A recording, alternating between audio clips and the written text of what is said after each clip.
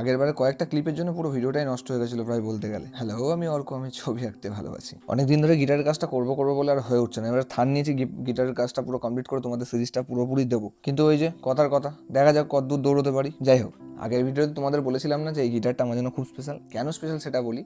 এটা আমার জামাইবাবু আমাকে গিফট করেছিল। এরকম বাজারে একটা গিটার কিনতে যাওয়া মানে বুঝতে পারছো অনেক টাকার গল্প। আর আমি যতটুকু জানি এই গিটারটা আমার জামাইবাবুর অনেক ছোটবেলাকার গিটার। আমি এক কথাতে চাওয়াতে আমাকে দিয়ে দিয়েছে। আর এই গিটারটা আমার জামাইবাবুর খুবই প্রিয় ছিল, তার ছোটবেলার সাথী বলতে পারে এক প্রকারে।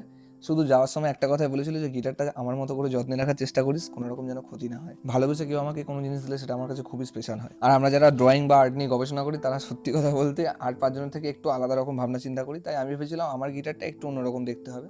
তাই আমি গিটারটাকে সাজানোর চেষ্টা করলাম। যা কাজ বাকি আছে আশা করি আর একদিন যদি সময় দিই তাহলে গিটারটা পুরোপুরি কমপ্লিট হয়ে যাবে। আর অনেকদিন ধরে রং দিয়ে কাজ করছিলাম, তাই ভাবলাম একটু এক্সট্রাঅর্ডিনারি ভাবনা চিন্তা যদি করতে পারি। তাই পাতার মধ্যে রং লাগিয়ে একটু অন্যরকম কিছু ট্রাই করার চেষ্টা করলাম, কিন্তু পাতাটা লাগানোর পর যেটা ভেবেছিলাম সেটা হয়নি। তাই আমাকে এটাকে অন্যরকম ভাবে রূপ দিতে হবে। বাকি ডেকোরেশন ভিডিও আজকের মতো এখানে শেষ করলাম। নেক্সট ভিডিওতে পুরোপুরি চেষ্টা করবো কমপ্লিট করে দেওয়ার। কেমন লাগলো জানিও, আর ক্যারেক্টারগুলো দেখলে যদি বুঝতে পারো তাহলে সেটাও আমায় কমেন্ট করে জানিও। পুরোপুরি হাঁপিয়ে গেছি। আজকের মতো টাটা, বাই বাই, দেখা হবে নেক্সট ভিডিওতে। টাটা।